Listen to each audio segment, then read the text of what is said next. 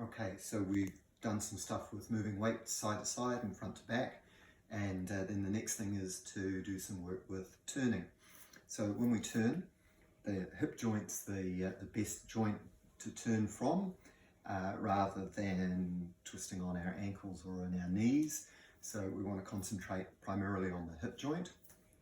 And what we can do is, if we were stacking our body up over just one leg, so we're on this side, we can turn this way and turn that way around the hip joint. So it's this hip with the leg that's on the floor that we turn from.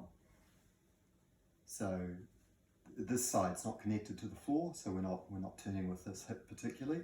You can move this foot around, point it in different directions, but it's not doing anything for moving my center around, so we want to concentrate on being able to move from here.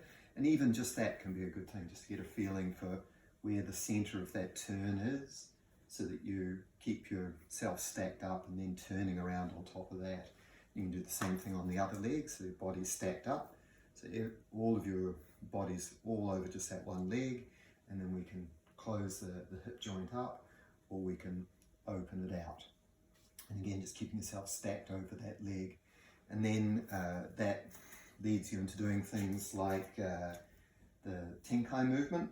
So if you're standing in Hanmi, and then to turn, we could turn this foot, but it's not turning the center of the body. So if we turn from this hip, it's going to turn the center of the body around, and then we can shift our weight from side to side. So now the weight's more over here, and we can open that leg out.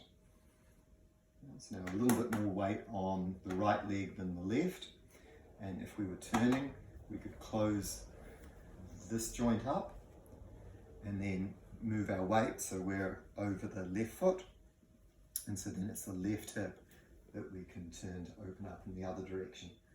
So that gives you a movement that's a closing of one hip, a shifting to the other foot, and then an opening of that hip. Okay? And you don't want to sort of fall back this way as you're moving. The other thing is that if you try and combine even that turning with the feeling of falling down into the leg, so sink across onto this leg, and then instead of popping up, keep a feeling of twisting down into the leg as you move.